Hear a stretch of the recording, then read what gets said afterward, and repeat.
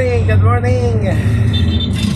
Sa last day po ng ating service ngayon, apat na bus po kami, February 13, 14, and 15, para po sa isang malaking bridal event na ginagawa po doon po sa World Trade Center, mga kabiyahero.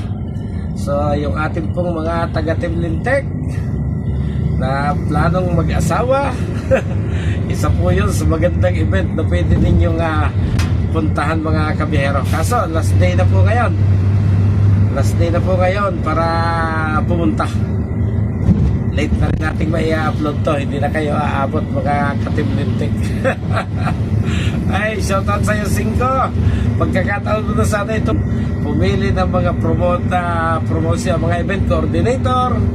Ayan, marami po doong pagpipilian. Nabalitaan ko, may mga parapol pa na pwede kang manalo ng up to 100,000 kapag kayo po bumili ng mga items doon sa loob ng event na halagang 2,000 piso, equivalent to 1 raffle ticket, mga kabiyahero.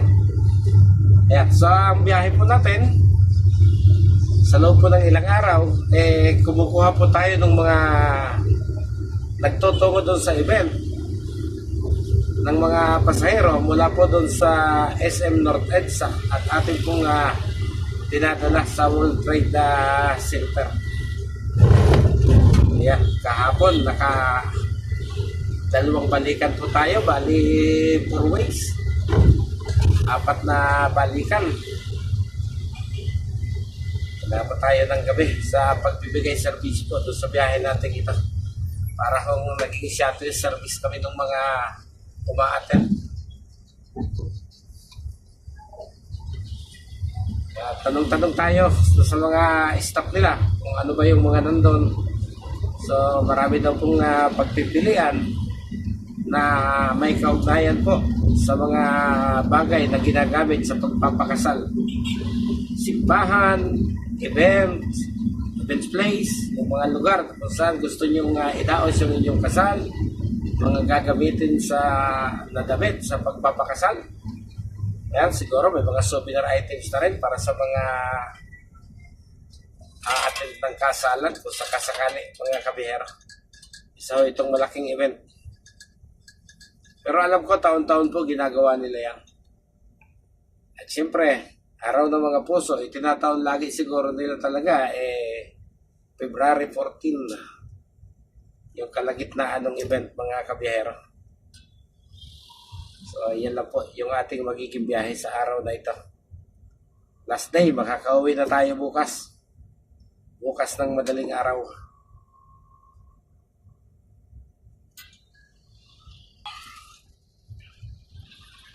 Ay nako, naghuhukay ang Maynilad. Masikip na nga yung daan, pinuhukay pa ang kalahati.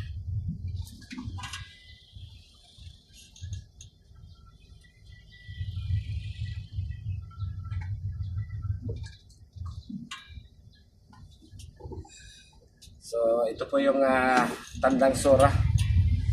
Ang dulo po nito, lalabas po tayo ng Mindanao Avenue.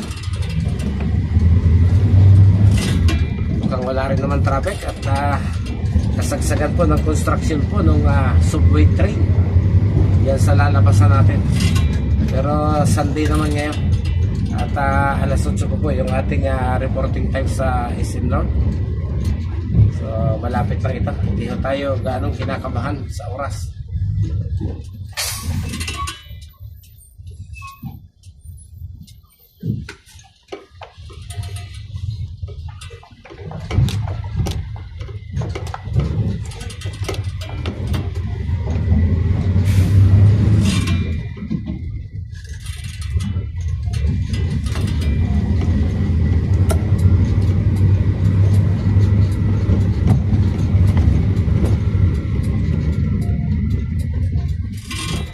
Okay, ito po yung Mindanao Avenue. Kakana na po tayo rito.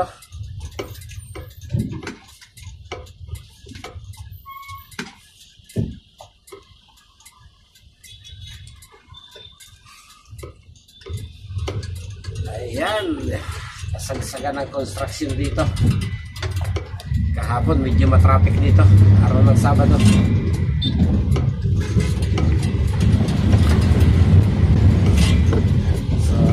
Mindanao Avenue na po tayo. Mga mahigit sa kilometro na lang po yung ating distansya sa SM North EDSA.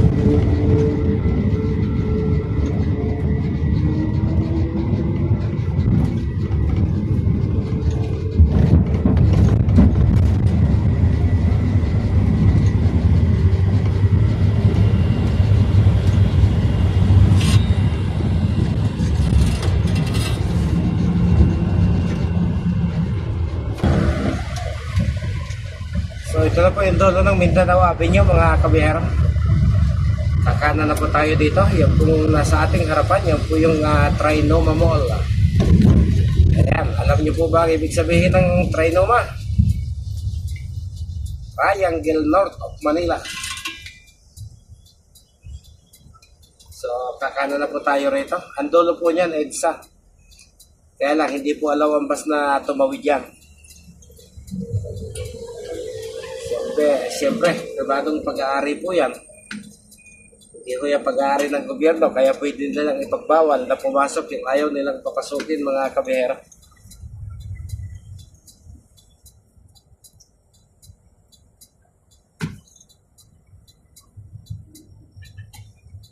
Ayan.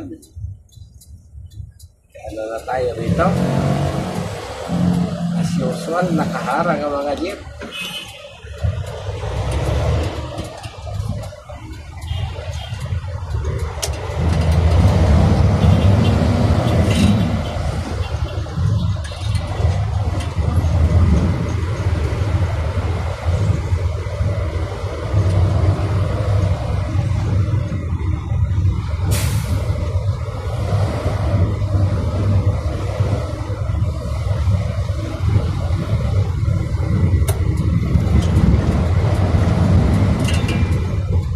Kakanan tayong muli dito po sa papasok ng SM North EDSA at hahanap po tayo ng mapaparadahan.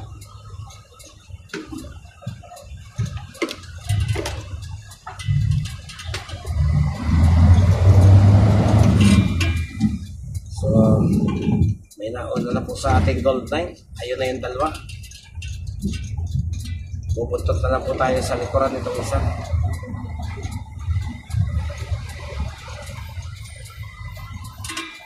So, dito po sa hotel na ito ang registration ng mga sasakay at aatin po doon sa ginagawang bridal event mga kabihero.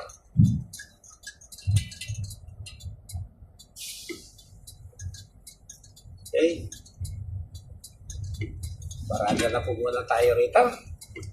Pagkatapos, lalabas po tayo at maghahanap po tayo ng makakainan doon sa labas mga kabihero. Hindi pa po tayo nag-aalmusal. Alas 7:30 pa lang po.